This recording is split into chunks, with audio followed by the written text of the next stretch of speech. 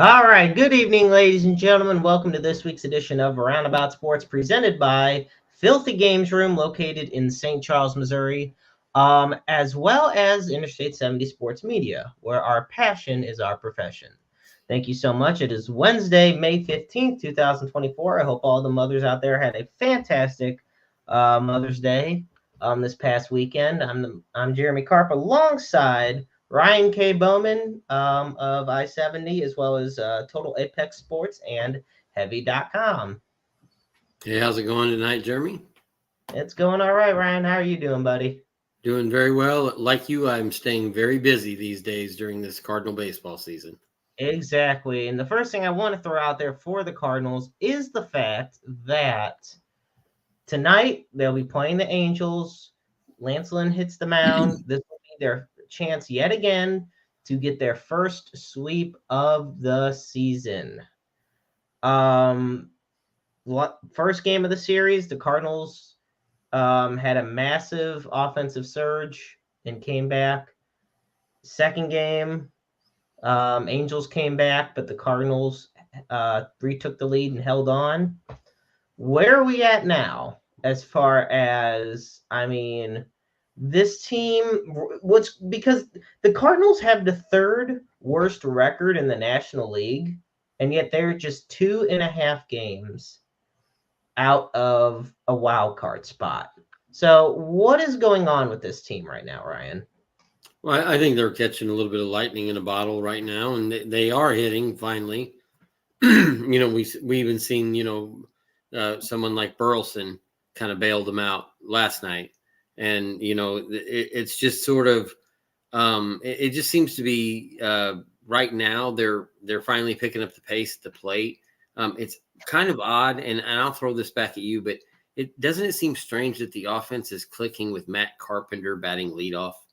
I mean, it's so unconventional, but yet for some reason it seems to be working. Well, it's something that we haven't been used to for a long time.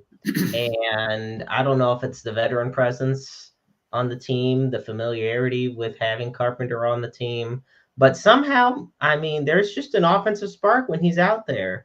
And it's funny. On Sunday, I had written about Paul Goldschmidt, or I'm sorry, Saturday or Sunday, I written an article about Paul Goldschmidt and his struggles this season, the struggles that are still apparent.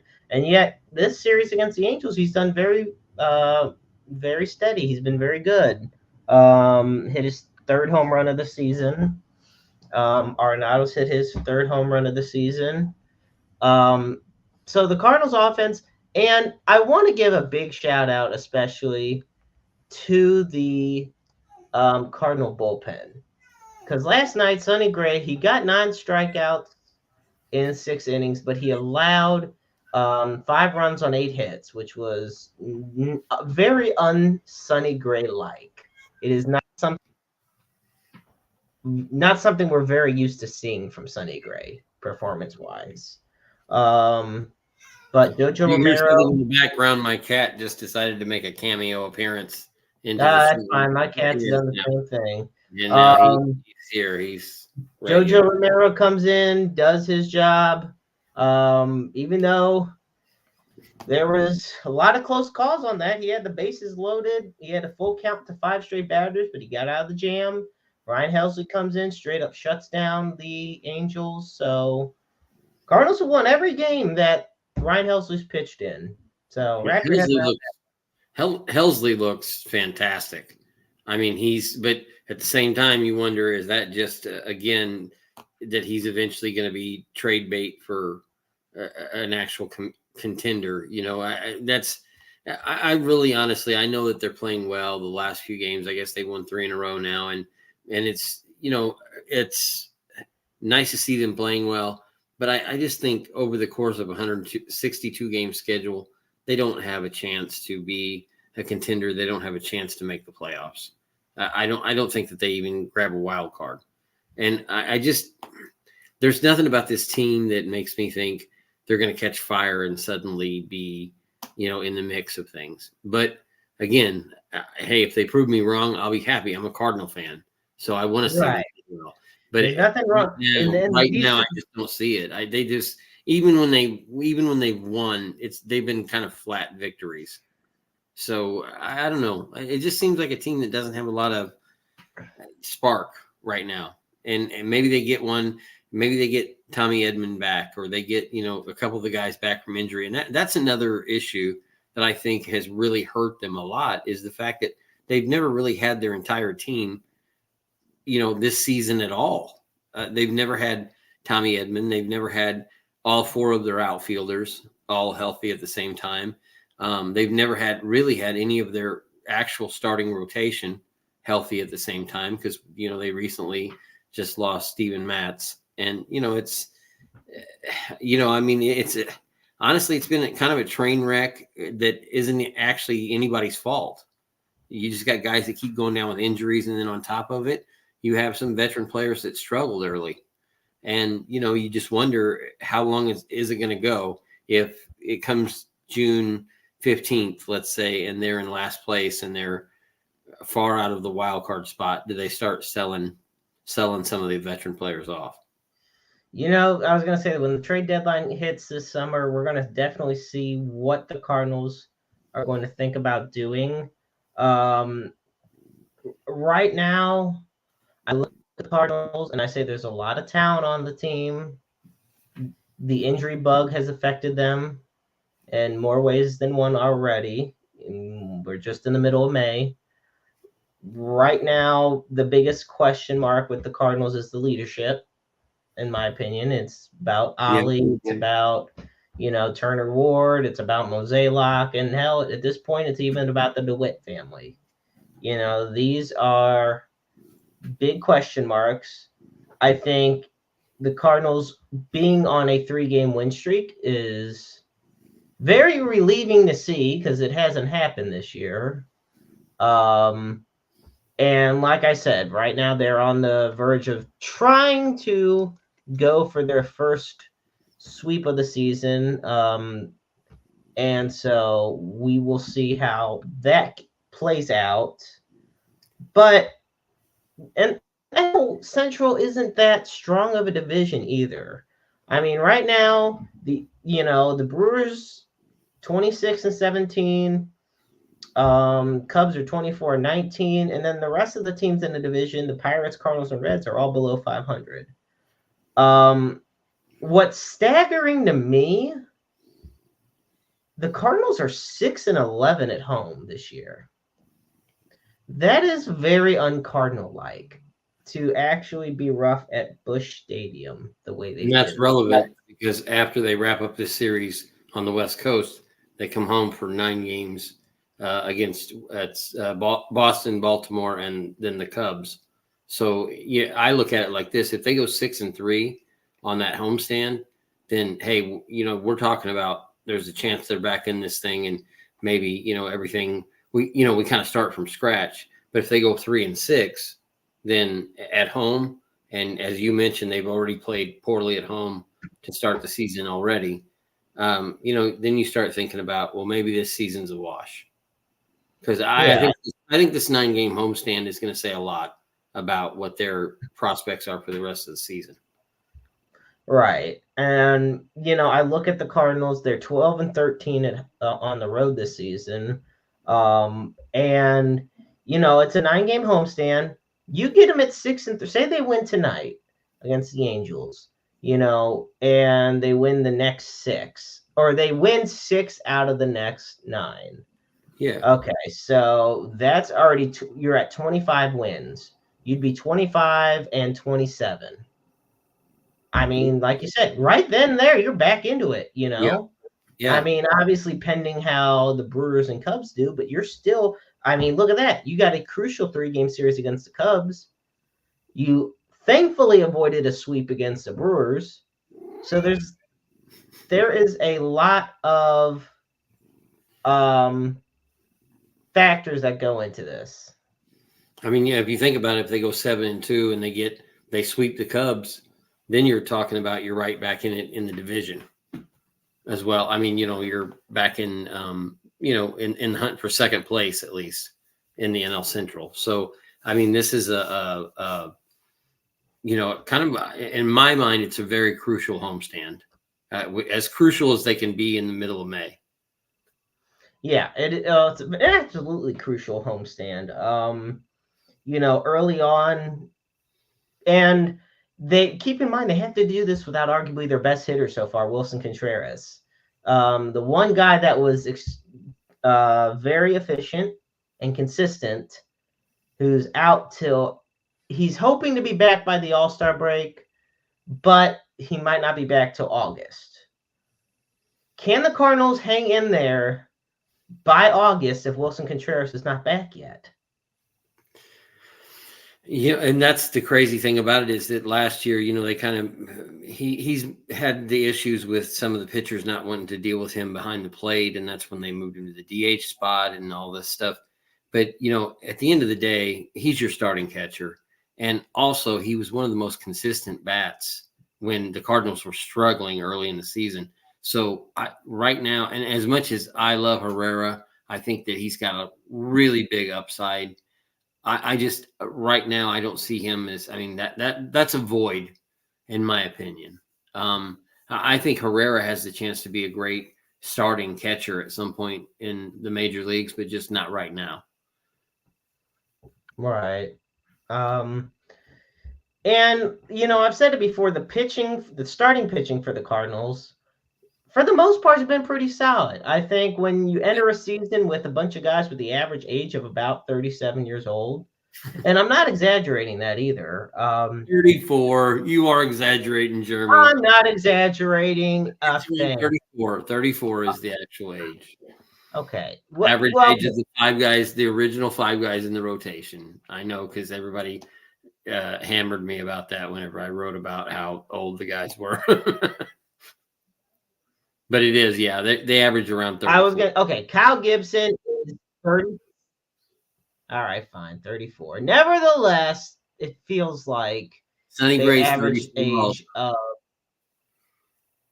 Well, nevertheless, it looks like the pitching has definitely gotten more taken care of as far as the rotation. But therein lies the problem where they didn't expect these issues to happen with the bats. Okay, so how do you overcome that issue?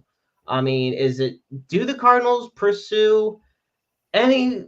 I mean, look, they got Carpenter back. They signed Brandon Crawford, but it was mainly for a depth role. What do the Cardinals do to try to spark the offense? You got to get anything. Honestly, and it's the guy that they should be able to count on right now, but they haven't been able to this year. You got to get Jordan Walker right because that's a big bat in your lineup that's missing. If you can get him hitting even at like the 275 mark with a little bit of power and driving in some runs, he makes a huge difference as a right-handed bat in that lineup. I don't know what's the mystery with him, why he shows flashes of just absolute brilliance at times, and then there are other times when he looks completely lost. Now I realize he's still very young, and he got fast-tracked to the big leagues. He skipped AAA ball the first time coming up to the major league level, and now he's played in AAA again, and he's still, I believe, at Memphis right now. But it's just kind of almost alarming to think that we kind of put a lot of eggs in this guy's basket. I would have predicted, if you'd asked me at the beginning of the year, I would have said 25 home runs and 80 RBIs. That would have been probably my safe prediction for him. And now we don't even know, how much he's going to be at the big league level this year. So that's a big void in the lineup that I think that they were really counting on him to be maybe not a five hole hitter, but maybe a 6 or 7 place hitter that can drive in runs deep in the lineup. And they've just gotten nothing from him this year. It's definitely been a disappointing second season for Jordan Walker. And you brought up the good point. Walker went straight to the big leagues from AA in Springfield. He did not play in Memphis before making his debut in the big leagues. They were that, high on him. And it's not always a bad thing if you skip AAA ball. But something's come up this year where he's just struggling. I think the whole offense, the whole lineup. If your name's not Mason Wynn or Wilson Contreras, you know, and I'll even say Nolan Arenado has got Nolan Arenado. I think it's because we haven't seen as much of the power, but he has consistently gotten on base. You know, Yeah. like it or not, it's not all about the home runs in baseball. Sure, at least it shouldn't be. Um, And just but for the the record, I want to say, because I sounded like I was ripping into Jordan Walker. I'm not. I'm rooting for him. I think he's not only is he a great prospect for the Cardinals, but from every interview I've ever seen him do, he seems like a terrific young man. Also, so well, yeah, and of course that's the thing. It's definitely not ripping into Jordan Walker. I mean, it's just you're just kind of frustrated at a certain point, because it's like, I know you're going to eventually bust out and become a star. When is it going to happen? And you get kind of like at that point where you're like, well, man, come on. Yeah, you're going to eventually be a 30 home run and 100 RBI guy. So can we do it this year? But, it may not be his year this year. Maybe it's next year. Again, I believe he's exactly. only 22, 23 years old. He's got plenty of time. He does. This is, just the beginning for Jordan Walker. It's better for it to happen now than later on in his career. Get the slow start, get the slumps going That's now. absolutely So I want yeah. to move on now from the Cardinals to the breaking news we have is from Kansas City and it's from the NFL. The official schedules have been leaked as far as the regular season in the NFL. So I have the Kansas City Chiefs schedule here, and it's quite interesting because all right, they're going to start week 1 against the Baltimore Ravens, and and then they go week 2 they play the Bengals. Week 3 is Sunday night against the Atlanta Falcons, who now have Kirk Cousins on their team and um, had a very controversial draft. Week 4 they got the Los Angeles Chargers. Wish it was still San Diego. Week 5 you got Monday night against the Chiefs. Now this is where I think it gets a little crazy, Ryan. They got a week 6 bye week. Now, I'm a Cleveland Browns fan, so I saw what's happened when teams have early bye weeks. Last year, I believe they had a week 5 or 6 bye week. I mean, it is a gauntlet to run the rest of that table. Yeah. And they come back from their bye week right away. They have a Super Bowl rematch against the San Francisco 49ers. They play the Vegas Raiders in week 8. Week 9, it's Monday night against the Buccaneers. Week 10, you got the Broncos. Week 11, a divisional rematch against AFC divisional rematch against the Bills. Week 12, you got the Carolina Panthers. Week 13, you have, I believe, the Black Friday game, which is against the Raiders. Then the week after that, you got a Sunday night game against the Chargers. Week 15, they face off at Cleveland. They got a home game week 16 Saturday against the Texans. Believe it or not, this one is where it gets crazy, and I have to talk about this. They got a Christmas game against the Pittsburgh Steelers in Pittsburgh on Wednesday, December 25th in week 17. And then we don't know what the schedule is going to be for the Broncos Chiefs game. It'll either be on the 4th or 5th of January. Ryan, what are you thinking with this Chiefs schedule, so like how it's structured? I think they get into the bye week 4-1, and I think they lose at least 3 games in the second half of the season coming off the bye week.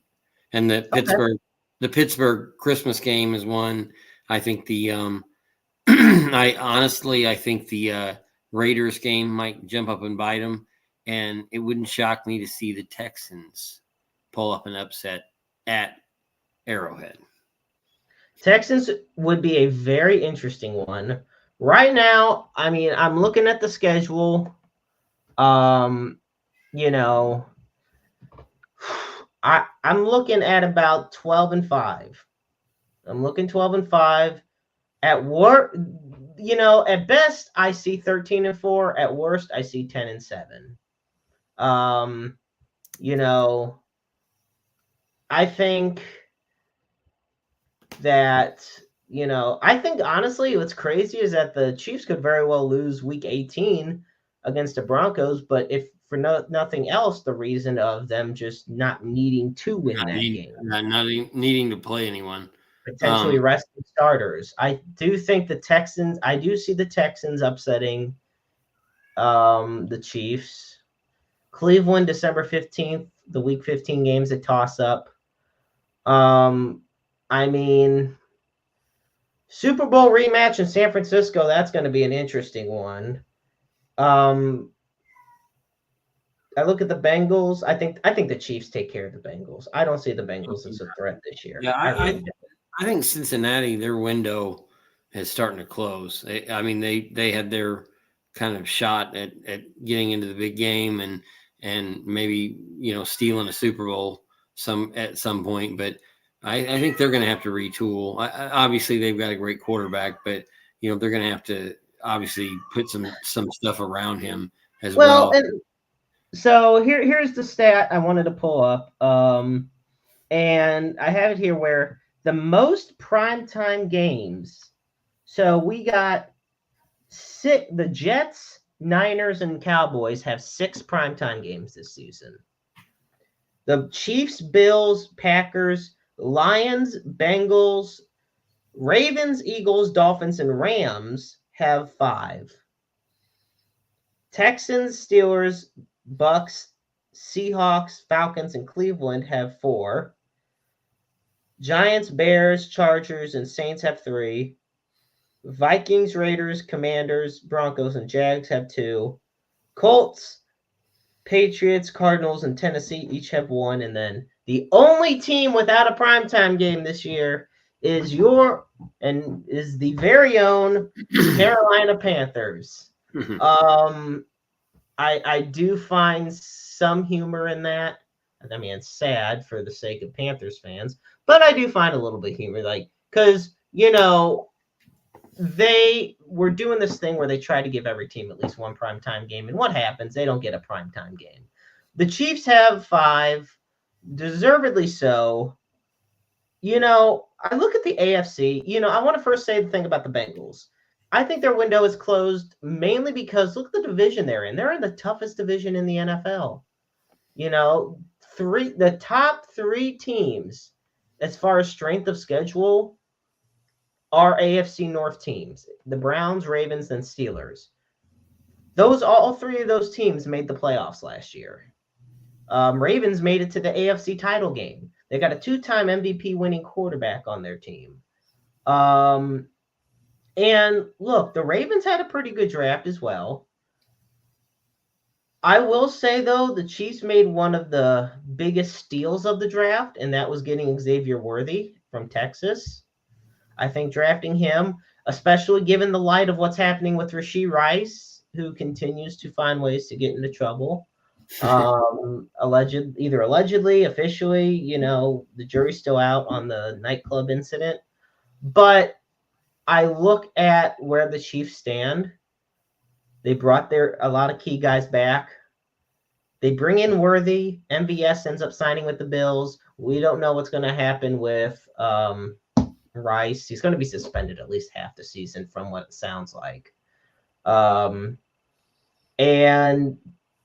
people don't realize, don't slouch on their run game. Isaiah Pacheco, to me, you could make the argument that he's pushing as a top 10 running back in the NFL. Yeah, he's very explosive. He has he's almost like a pinball. He just kind of bounces through and finds the seam and he's gone. I think he's incredibly underrated. He is incredibly underrated, and I think he's a great bounce back from the bust of drafting Clyde Edwards-Helaire in the first round. Clyde I think did better last year in his situational role, but as far as supposed to be the guy, it did not pan out. Chiefs also had the second best defense in the league last year in total defense, behind the Cleveland Browns. Which I think when you have a juggernaut offense, having a very stout defense gets lost in it. The only reason last year seemed like an off year was because Mahomes didn't have the 5,000-yard, 40 touchdown season people were thinking.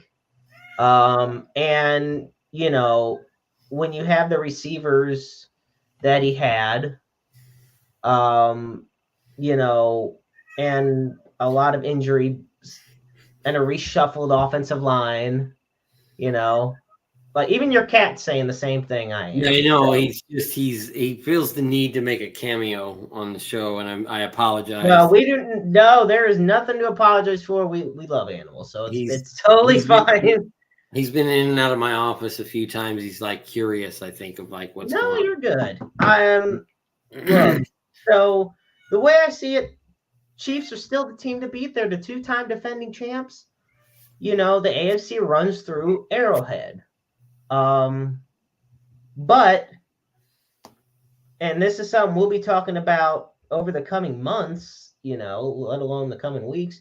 Watch out for teams like the Texans, you know, the Ravens, the Browns, the Bills. I mean, they are still, and I hate to admit it because I can't stand them. In fact, they're my least favorite team in all of football, probably my least favorite sports team in general, besides maybe the Cubs.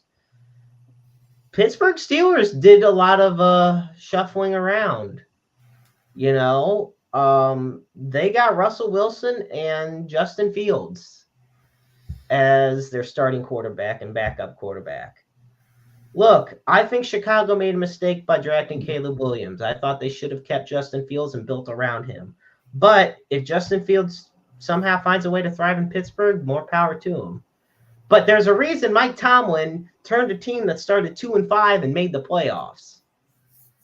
Like, that's only a Mike Tomlin thing.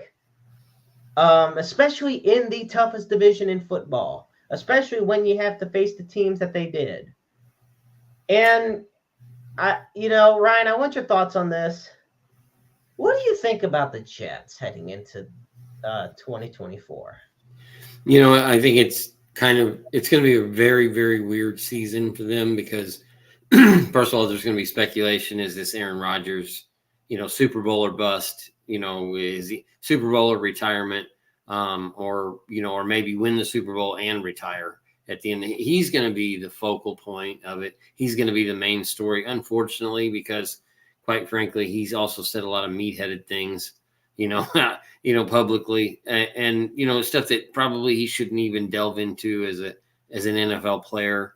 And again, it's different to take a stance when it comes to politics, but when things get really bizarre into like conspiracy theories, I would say that's probably not doing him any good, especially playing in New York, where that stuff's going to get played up even more than, any other media market in the country. He's entitled to his opinion and everything else. But what I'm saying is, at the end of the day, he's the tabloid boy. He's the guy that everybody's going to be paying attention to. And again, it'll be, if he plays well, it'll be the storybook season for the Jets. And maybe they go all the way to the Super Bowl and, he delivers like Joe Namath, or we have a repeat of last year and it turns out to be a train wreck. My feeling is, and it's not that I'm an Aaron Rodgers hater. Again, I give him all the credit in the world for being brave enough to say his opinion. I wouldn't do it if I were him, but at the end of the day, I really, really think it's going to turn out to be a failed experiment. Yeah, whether it's this year or next year. When it's all said and done, I think people are going to look back at this, Aaron Rodgers to the Jets thing and say, yeah, it didn't work. And they definitely tried. They put all the pieces around him. He's got to get through a season healthy. I know that he has all the confidence in himself, but that doesn't necessarily mean that, medically he's obviously not Superman. This is the guy who said last year he might try to return by the end of the season. Well, that wasn't possible. So, again, it just goes back to, I feel like the whole spotlight will be on Aaron Rodgers, and I think it will diminish whatever the Jets do. And I still don't see them as a team that could topple somebody like the Chiefs. I can't see them getting past the Ravens. The AFC is so stacked with even Houston is another team. We see them on the rise, obviously, with a great young quarterback. I think the Jets are going to look like one of those teams that they were a rent-a-player kind of team, and then it turned out to not really be a very good rental. Yeah, I totally agree. Folks, we have reached the halfway point of the show. I'm the Maestro Jeremy Karp alongside Ryan K. Boman. I want to thank you all for tuning in to Roundabout Sports presented by Interstate 70 Sports Media, as well as our newest sponsor, Filthy Games Room. Allow me to take time for our sponsor. Filthy Games Room is located in St. Charles, Missouri, off of Newtown Boulevard and Interstate 370. Let me tell you something about Filthy Games Room, folks. It has arguably the largest collection of both new and retro video games in the St. Louis metropolitan area. They have a great patron program where you can also have up to 10% off of all purchases. And currently they have a tournament going on with a classic NES version of Tetris, where the winner of the tournament for the end of the month will be getting $25 in store credit. You can also find Filthy Games Room on their website as well as on Facebook, and they are a staple of multiple gaming conventions. The next convention you will find them at is on June 1st in Bloomington, Illinois for Illinois Game Con.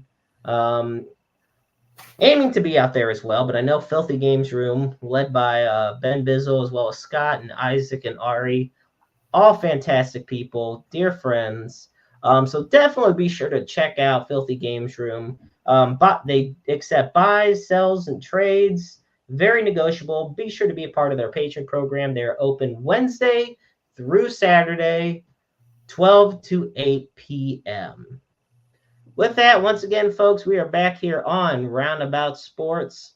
And I want to move on now to the Tom Brady roast. Okay.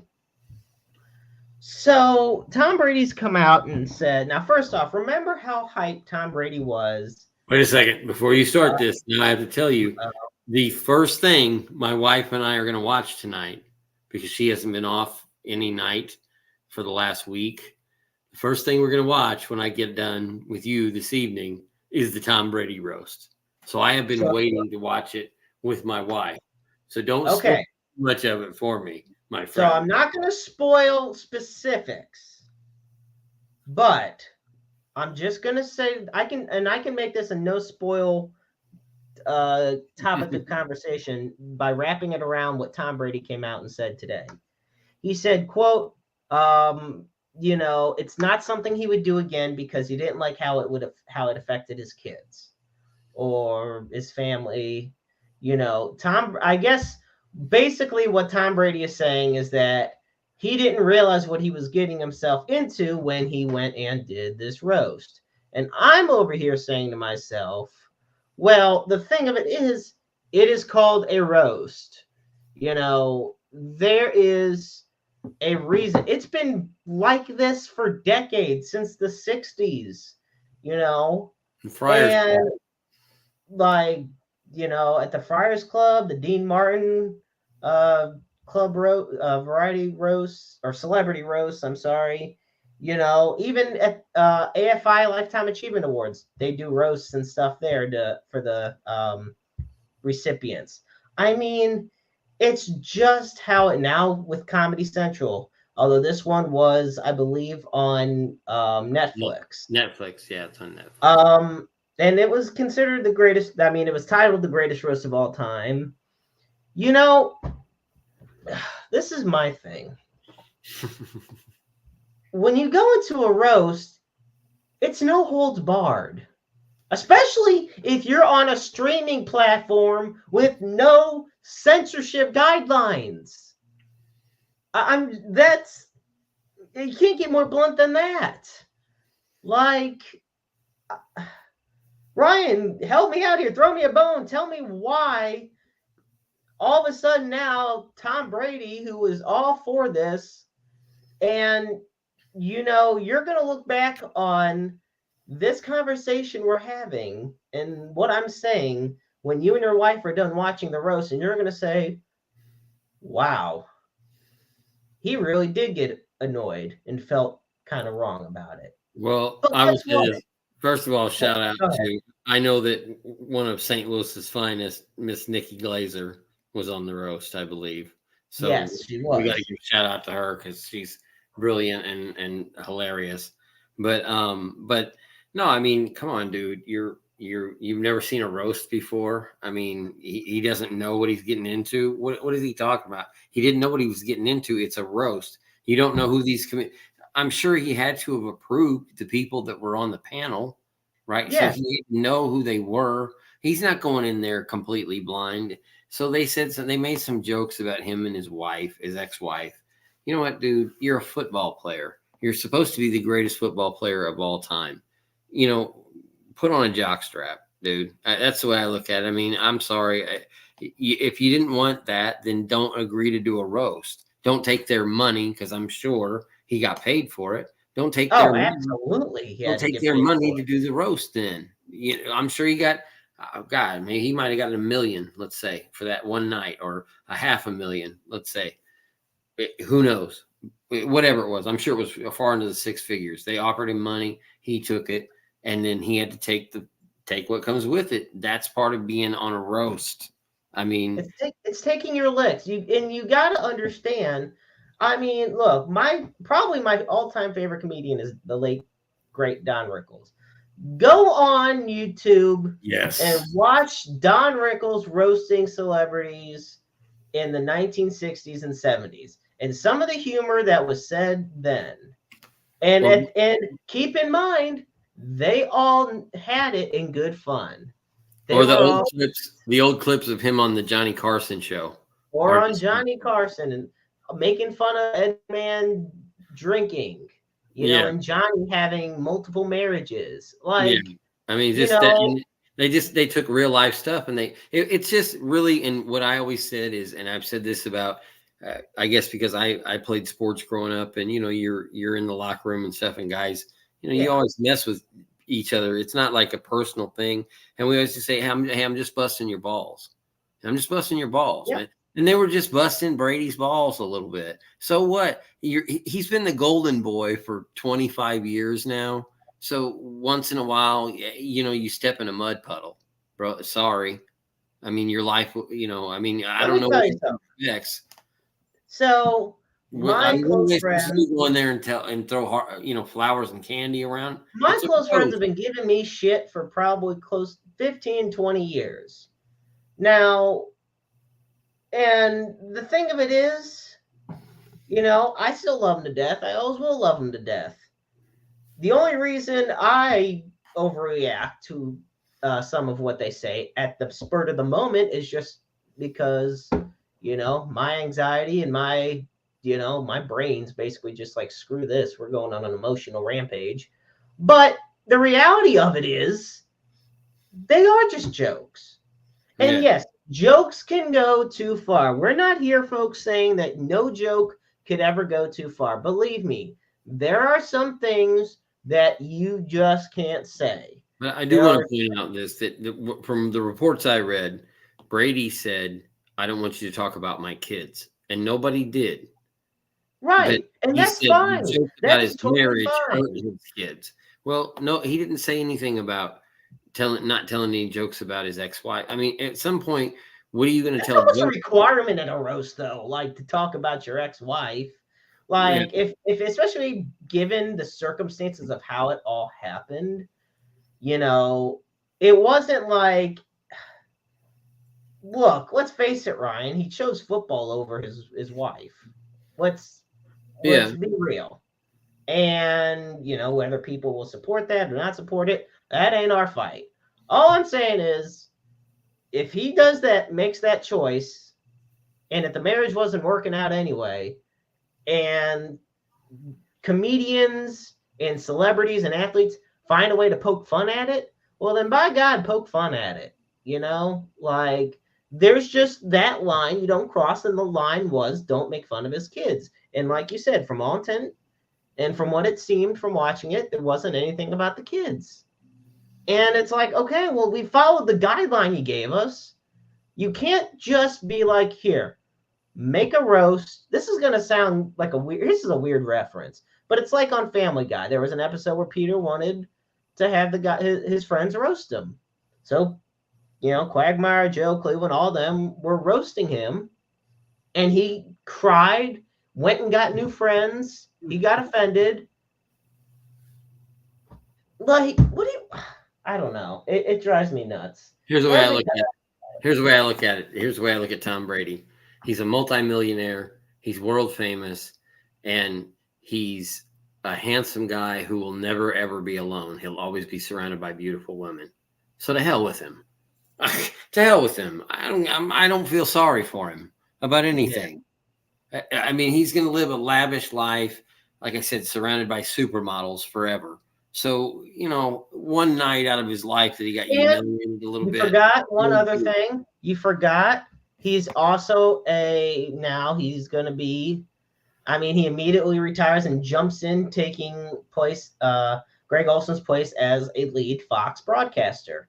His debut will be week 1, Cowboys at Cleveland, for 3:25 Central Time. He'll be on Fox broadcasting the game. So, which is because he also owns part of the Raiders. Yeah, that. So he's kind of might not be a little unbiased. I want folks to realize this is not us roasting Tom Brady, because if it is, he'd get upset about it. But it's just, I feel the roast lived up to the hype. I thought it was great. Some jokes fell flat. I do think you and your wife will enjoy watching it tonight, Ryan. Oh, I'll be laughing my ass off. I don't care. He's fair. He's fair game to me. Like I said, he's had a charmed life, and God bless him. He is the greatest quarterback ever. Yeah, I'll say he's the greatest quarterback. I hate saying of all time because of all the decade changes, like as far as football rules and things. But look, the guy has about 90,000 plus passing yards. He won 35 playoff games. At most, you can win. This is the thing. At most, you can win 4 playoff games in a season. That's if you start in the wild card and, divisional championship and then Super Bowl. So at most, you can win 4 in a postseason. Think of all the division titles the Patriots won, which means he could have only won 3. And somehow all of that equated to 35 playoff wins. And like I said, all those and all the rings. You're absolutely right. And all the MVPs, everything. I had that prop set up at some point to use on the show tonight. So yeah, I was prepared this evening. I've got it's a replica of a Heisman ring. So I was like, that's perfect. We're gonna be talking about a title, and I'm gonna flash the ring in the camera. You just got to show off the ring. Show off the fake ring. Right. So moving over now to a lot of playoff talk. The playoffs in sports have been on fire lately. Last night I was watching the NBA playoffs, and I saw the Knicks in a physical game against the Indiana Pacers. The Knicks won the game. Then you have the Denver Nuggets beat the Timberwolves pretty soundly. Right now, I know that that the Boston Celtics are taking on the Cleveland Cavaliers. And right now, if you're Cleveland, it's not looking too hot. They are down 3-1 against Boston, and it's 72-66 Celtics as of this second. But, of course, in basketball, that changes constantly. So that's going to be a rough one to try and update. But, that's what you got in the NBA. You also got the Mavericks and OKC Thunder. And tonight's a very important game for them because it's game 5. It's a swing game, all the momentum goes to whoever wins that one. What is your outlook so far on what the NBA playoffs have been? Well, I'm honestly, I've kind of become a Minnesota Timberwolves backer. Would you be Okay. quiet over there, please? Thank you. I've kind of become a Minnesota Timberwolves backer, and I was really, really pulling for them, but I think they're going to run into a buzzsaw now at this point. I don't think there's much chance of them advancing. Otherwise, I mean, it's odd to me because it seems like the Knicks went from a team that used to be somewhat hated nationwide to now almost like a fan favorite. It's almost like they went from heel to babyface, like in Yeah, the playoffs at this point. Because it seems like I keep seeing a lot of people that are NBA fans on social media saying, "I'm pulling for the Knicks." it is interesting how that has how that's played off lately, because right now, like I said, you got the Denver Nuggets leading 3-2 over the Timberwolves. Right now, the Thunder and tied with the Mavericks. Knicks are up 3-2 on the Pacers. And I don't know if it's because of them beating the 76ers that made a lot of people. You know what I really think it is? And I don't know if Andrew Henson's tuning in tonight. And I'm gonna try to have him on before the NBA Finals are over. That's for sure, because we have to talk basketball with him. But it's Jalen Brunson. Jalen Brunson is the big star right now for the Knicks. I mean, this series alone, so he's had 2 games with over 40 points. He's had 2 more games with over 25 points. The only game was a couple games ago where he only scored 18 points. But last night he had 44 points in 43 minutes. He was 18 to 35 shooting. You know, and he was 85% from the free throw line. Brunson is a star that nobody saw coming. Well, once again, that's where Andrew would come in and say he was the one that saw it happening, but that's how he is. I love him for it. But yeah, Jalen Brunson, I think, is the guy that has made so many fans go in favor of the New York Knicks, because there's those star players that you can say a lot of bad things about, or you can just easily hate. There's not much to hate about Jalen Brunson or dislike. He's just an all-around really good, solid athlete, and he's a great guy. And I don't know if it's just because the Knicks have had such bad misfortune over the past 50 years, but it is kind of nice seeing things switch up. To me, not seeing the Lakers and the Warriors was a big plus for me heading to this round. Not seeing the Lakers and Warriors. Not seeing the Sixers make it past the Knicks was nice to see. Some fresh teams. I really like the Milwaukee Bucks, but I know a lot of people are happy that Indiana won.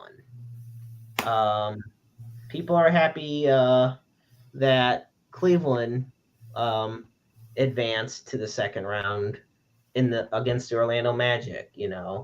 So I don't know. That's why I think the Knicks are becoming more of a favorite for. And plus, come on, screw Boston. Well, you mentioned Brunson, and I think one of the things that people respect about him is that he is a scorer, but he plays the game with intensity, and that it almost kind of comes through the TV screen in a lot of ways. It's almost like when you see a player that has that will to win, no matter what, fans respect that, and I think that's kind of been it's helped kind of give the team an identity as well.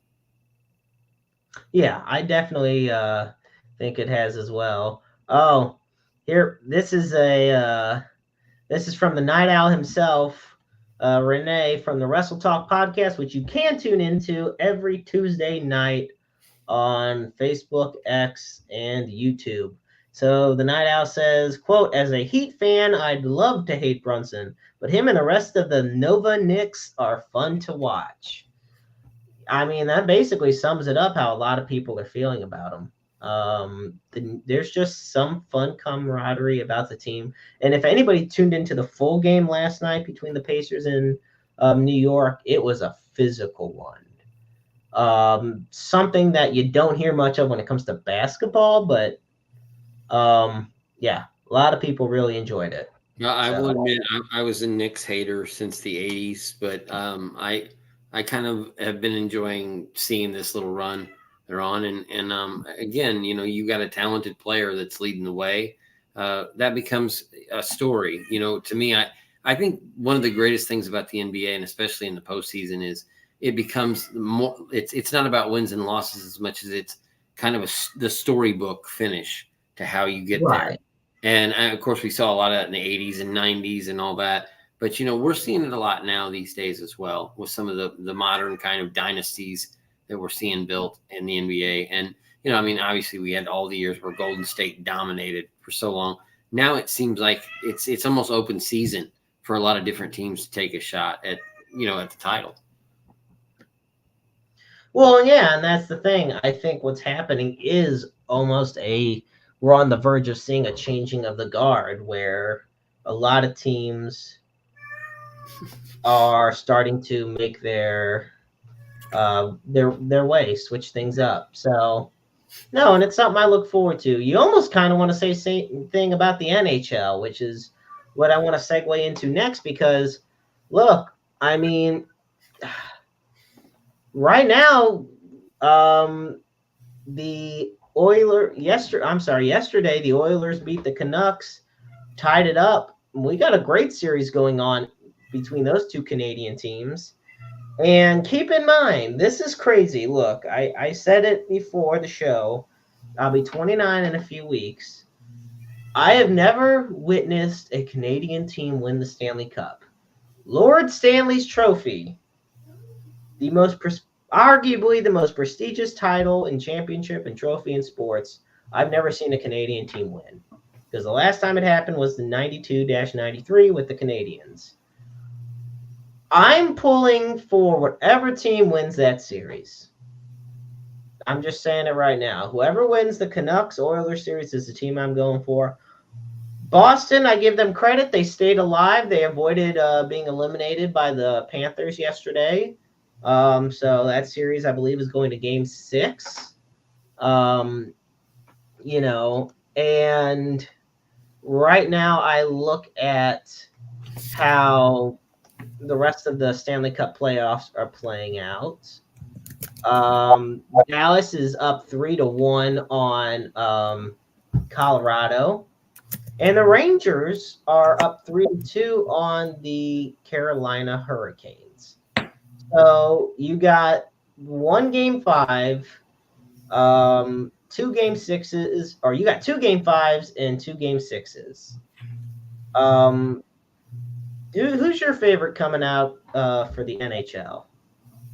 Well, I think I'm going to go with you. The sentimental favorite for me is Edmonton, just because it harkens back to when I was a kid and Gretzky and the Oilers were constantly right there. You win the Stanley Cup. I think if a Canadian team won it right now, as much as I have nothing against Vancouver, I've got friends out there, but right. I think seeing Edmonton get the cup again, especially if the great one could be there, when they hoist the Stanley Cup, I think that would be, as far as I'm concerned, that would be a great moment in hockey history. I think it absolutely would. It disappoints me that there are 2 Canadian teams facing off in this round. Because at least if they were to face off in the Western Conference Final, it would have guaranteed at least 1 Canadian team would make the cup. But meanwhile, I mean, Dallas, we cannot underestimate the Dallas Stars. They have been phenomenal. They won a thrilling series against the Golden Knights. in 7 games. I thought that was a great series in 7 games. Now they're just taking it to the Avalanche, who took it to the Jets. So in a way, when you dominate a team that's been dominating another team, kind of shows how dominant you are. Hello.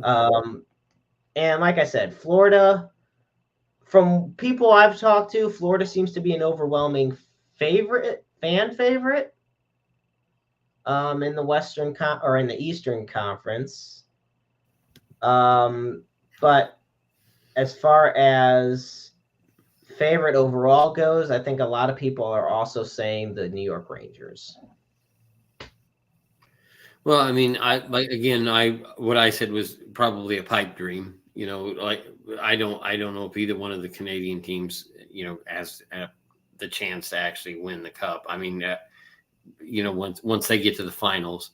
But again, for me, I guess somewhere sentimental for me is Edmonton. So that's kind of who I'm pulling for right now. But you mentioned Dallas earlier, and they're, to me, from what I've seen, and I will admit I've only seen them play about 3 times this year, they just seem like a strike-fast team. I mentioned intensity earlier when I was talking about Brunson. They're a team that plays with a lot of intensity, and they almost, even down 2 goals, you almost feel like they're not out of it. They're one of those teams that can come back, like a bullet. And so it's, I mean, right now, I'll be honest with you, I'm the last person to say I could tell you absolutely who's going to win the Stanley Cup. But I mean, my biggest thing is I love the regular season, but man, this time of year, this is the best time to watch. That's the beauty of it is such a toss up, and that's what makes the NHL playoffs so unique. We've seen plenty of times where 8 seeds have beaten the number 1 seed, and it's just I mean, it's really, really about who's playing the best hockey at this time of year, and that's what makes it so great, and which makes it so much fun to watch. It's too bad the Blues aren't in there right now. I mean, too bad the Blues aren't in there, and we hope to see them in there next year. But we'll see how it goes. Let me ask you something before we wrap up, and I don't want to get on too long of a tangent here, but the intensity and the kind of win or go home mentality, and obviously we were talking about the NBA playoffs, but would you compare the NHL playoffs a lot to March Madness in college hoops? Yes, I would. I would, because, they say a person's most dangerous when they're backed against a corner. Yeah. I mean, you see a team, especially in such a physical sport like the NHL, like hockey, I should say, like professional hockey. I mean, they go out guns a-blazing. I think the perfect example is the Blues versus the Stars Game 7 back in 2019. It went to double overtime. Yeah. And look, the Blues won, but Ben Bishop was carrying Dallas. He put everything he had so Dallas would win that game, and the rest of his team just couldn't do it, So I do think the win or go home mentality is absolutely massive in hockey, and I think it rivals March Madness. The only difference is that since March Madness is one and done, but then again, on a win or go home, it's a 1 game too. So it's an interesting way to look at it. I do find that. I don't think I've ever. The only time I would say I could put them on the same level is the Blues Stanley Cup run. I had that same kind of electricity, whether it was game 1 or game 5 or game 7, whatever. It wouldn't matter. I had that same intensity every single game that I had watching, NCAA basketball in March, and watching the tournament and seeing the teams, win or go home situation. But, it is kind of, and I don't even think the NBA has that same level of intensity in the playoffs. I think it's very, very, the NHL is just a different kind of animal. I absolutely agree. Well, folks, we're going to wrap it up this week here on Roundabout Sports. First, I want to once again say a big shout out to our sponsor, Filthy Games Room. You can check them out off Newtown Boulevard in St. Charles, Missouri. They're open Wednesday through Saturday, 12 noon to 8 p.m. They got arguably the largest collection of video games, vintage and retro, and consoles in the St. Louis metropolitan area. They are also a staple at local conventions or nationwide conventions. I'm sorry. And so I highly recommend checking them out. You can become a member of their patron program where you can get up to 10% off games as well as other great deals. And currently they have an in-store tournament going on of NES Tetris, where the winner at the end of the month will be getting a $25 in-store credit. So be sure to check it out. Ben, Scott, Isaac, and Ari are all fantastic folks, dear friends. So want to thank the folks at Filthy Games Room, Buy, Sell, Trade for their continued support. With that, folks, as always, we end our show by putting up the NAMI helpline.